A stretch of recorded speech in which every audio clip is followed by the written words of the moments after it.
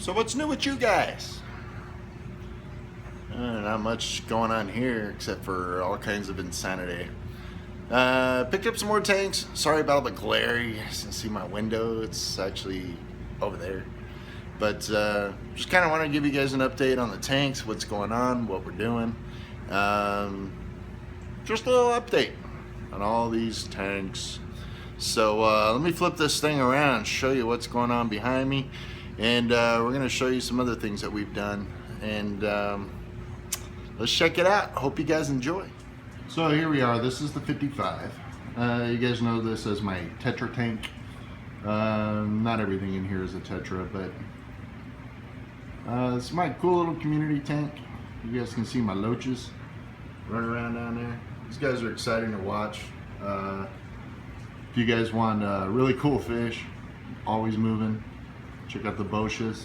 It's B-O-T-I-A, Boscha. Check those guys out. A lot of fun. My kid got in trouble at school, so I had to take his fish out of his tank, and if I could find some. Anyway, we threw all his ghost shrimp in here. You guys can see my ghost knife. Got all kinds of ghosts in here. It's a spooky tank, you know. And my buddy Ralph, the Raphael cat, lives in there's cave right there. Got a couple of Plecos. These guys aren't shy. They love to come and see you, see what you're doing, see what you're about. Pretty cool. So if you guys want some Boschas, check those out. Let's go look at a few other tanks. Again, guys, sorry about all the glare. Just the way it is. This is the South American tank. You guys can see everything's starting to actually get some color in here. Everything's growing up, getting big, getting pretty. So this is a 120-gallon tank. All my South Americans. And got a couple crawfish in here, crayfish, whatever you want to call them, lobsters, angels. We've got the silver dollars, blue acaros, Geophagus brasiliensis, Salvinis. That's a pretty one right there in the middle of the screen. Check him out. He's like, yeah, what's that? So that's this tank here. Everything's growing nicely, getting big. If you guys check out the tank in one of the first videos, you'll see how small these guys all are. And right now they're growing up. Again, sorry about the glare. Just the way it is. So this tank here, this is my one of my breeding tanks. It's 20 long. You guys can see it's heavily fake planted. It's just to help to protect the fry. And you guys can see there's a lot of fry swimming around in the back there. This is just a 20 long, nothing real crazy. I do grow hair algae in this thing because these guys like to pick at it and eat. So, pretty cool little deal. So we go from this tank, and I'll show you the grow out tank that I've got for these fry. Obviously, you can't have 200 fish in a 20 gallon. It's just not going to work, no matter how many filters you've got. And in the back of this, I've got a couple, so it's pretty heavily filtered. These are not exactly clean fish, so we'll go from the 20 long, and I'll show you where all these fry go. So you guys can see right here what I got going on. These are 4 20-gallon tanks. Obviously, the one on the right's not set up yet. I'm going to be adding some cherry shrimp to that, just for a breeder. This is a grow out for the mollies. As you guys can see, got some bigger ones. Got a ton of fry in there. This is a very heavily filtered tank for a 10-gallon. This is just a grow out. I sell these guys off as I go. And then right here we got Cujo. Cujo is the happiest beta in the world. This is his kingdom, and he's got all kinds of live plants. Got a little bit of hair algae in there. We're gonna probably clear that out pretty soon. He doesn't seem to care for it much. And then we've got some floating nests for him up there that he just slips in and falls asleep in. And then in this tank here, this is just a crawfish tank. Sorry it's so dirty. Haven't done the water change on this one yet today. And just a little coconut cave for him. But got about 5. You guys see the dog walking by in the glare. So that's that tank. Let's shoot up to the 30 long and show you what's going on. Again, guys, sorry about all the glare. This is my 30 long. Got a big old nasty pump there. Huge canister filter in there. It's DIY. Made a video on it and how I made that one. Eventually I'm going to turn this into an exterior canister, but for right now this is in here. You guys can see it's a sand substrate. So what I did with the power head, I took some old parts off of an aqua clear filter, made a U shape out of it, run a little sponge on the top so we don't suck any of these endlers in there or, you know, anything else. Got a bunch of zebra danios. These all came out of my 5-year-old's tank. He got in trouble at school after I got him a brand new tank. So we took his tank away. Actually, we left his tank in his room, but took all his fish away. So all his fish are, for right now, living in here. Poor little guy. He's upset because he doesn't have his fish to fall asleep to. But it is what it is. I guess he'll learn his lesson and get his fish back once he starts behaving at school. But eventually this tank here I'm going to turn into a shell builder tank. We're going to have some multis in here. But for right now, this is what's in here.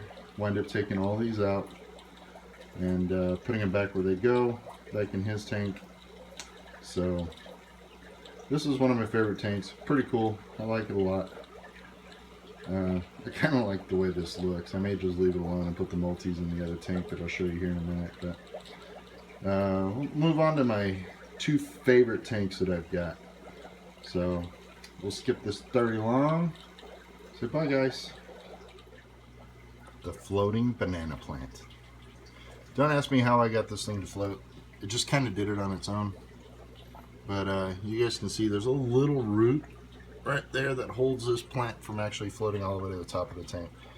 So I don't know if it's going to reel it back in or what. I've just kind of left it alone. This is my guppy breeder planted tank. Just run a little sponge filter back there. And lots of duckweed. I'm actually going to pull some of this out today and throw it in the ponds. It's going to be 70 degrees here today in the middle of, or the beginning of February. So we're going to take this duckweed out to the pond, let the goldfish eat away. If you guys want to know how I built this filter back here, got a video. A little sponge on the bottom. You guys can check that out. You guys can see that's my baby right there. That's my prize endler. I love that thing. Look at the color on that bad boy. He's really grown up to be a really beautiful fish. So he's breeding away. Some of these fry that are back here are his. So I'm excited to see what these guys are going to turn into. And you know, it's my planted tank. I love it. It's really pretty. Let's move on to my newly favorite tank. And this one here is my second favorite. And he's why, really. I mean, gosh, what a fish. He's incredible. Anyway, alright, let's move up here and we'll show you what's going on. So here it is, my prize baby. Guys, I love this tank. Sorry again for the glare. It's just, you know, filming in the middle of the day. This is an Mbuna tank. You guys can see all the Mbunas. We've got some red zebras in there. The Acei, A-C-E-I, however you pronounce that. Sorry, I'm not from Africa. Don't know how you say it. Got some bumblebees. Man, I forget what half of these fish are called. There's so many of them. But anyway, got us a rock pile. You guys can see all the white sand in there. Now, underneath the rocks, it's kind of cool because there's actually no sand underneath these rocks. So it's easy to clean. All I got to do is just take the top layer of rocks off, get in there, vacuum it out, and put the top layer of rocks back in. It's really simple, really quick. There's not a lot to it. This is it. As far as the filter on this tank, running a power head here. The glare is terrible, sorry. You got a little power head in the back. It just kind of pushes everything to one side. So when I go to vacuum this tank out, you guys can see everything just kind of collects there. Easy to vacuum out. don't get a lot of debris. That line that runs right through there is actually pushing water through there. Comes out of the top of the power head right there. Pushes water down in there. All that does is just kind of take all the gunk and junk and push it out that way. And then this power head that's back here, all that does is just help push it all to this end. So when I vacuum, most of my poop, whatever you want to call it, is sitting back here. As far as the filtration, you guys can see there's a big ugly line that goes through here. Comes up, goes to the back, comes back around. This goes into the small sump. If you guys want to know how to build this, super simple. I've got a video here on my channel, just check it out, and it'll show you how to do that. Yes, the light's a little bit big. These are $9 shop lights, guys. Nothing real fancy. Trying to get some algae to grow in this tank, so anyway, for right now, that's my favorite tank. I love it. Love the color. Love the rock piles. Love how low maintenance it is, even though it looks like, oh my goodness, you got so much stuff in here. Well, it's really not. Took the 60-gallon bow front out of here and replaced it with this. As these fish do get bigger, obviously I'm going to have to go with a bigger tank, but a little 40-gallon breeder is what I'm using in this one right now. Guys, I'm in love. These fish are awesome. They're like little puppies. And you can get down there and pet them, and they love you. They're awesome. Love African cichlids. Was never into them.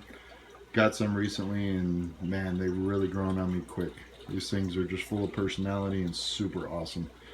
So let me show you the empty tank and show you the plans for that one if I decide to keep these in here, which right now I kind of like the look, so I might wind up doing the shell dwellers in the other tank. Just go check it out. So back in the day, like late 80s, early 90s, they made these tanks. This is a 38-gallon. They're a little bit harder to find now than they used to be, but guys, one of the best tanks ever made was a 38-gallon. This is it. These are 36-inch tanks from end to end. Right now I'm just running a 40-gallon filter. You can see the tank is empty. Thinking about maybe throwing a few crawfish in here just for the time being, just to kind of let them grow out. They're in a little 10-gallon, so I'll probably move them out, put them in here, either that or split them up in the other 10-gallon and then just shrimp the heck out of this tank right here. I haven't quite decided what I want to do, but at any rate, eventually what I'm thinking about doing is either using the 30 long for the shell dwellers, which I really like because it's 48 inches by 12 high and then 12 wide, which is pretty cool for shell dwellers. Also been looking at the Zoo Med Lowboy, maybe doing that tank for the shell dwellers, or I might just rip all the rock out of here, put the sand down, and then do the shell dwellers in this tank, and then just take the filter and raise it up.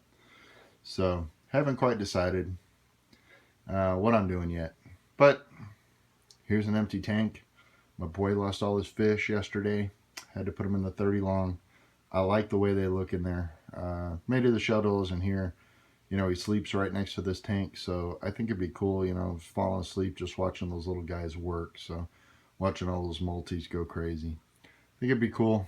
But at any rate, that's all the tanks that currently have fish in them. Still have some more sitting in the backyard with a couple of ponds. So we'll update you on those this summer as we, you know, the ponds anyway, or spring, as we get the pond, you know, back in shape, and show you some of the goldfish stuff in there. So anyway, guys, thanks for watching. If you like what we're doing, hit subscribe, hit the button right there, and we will talk to you later.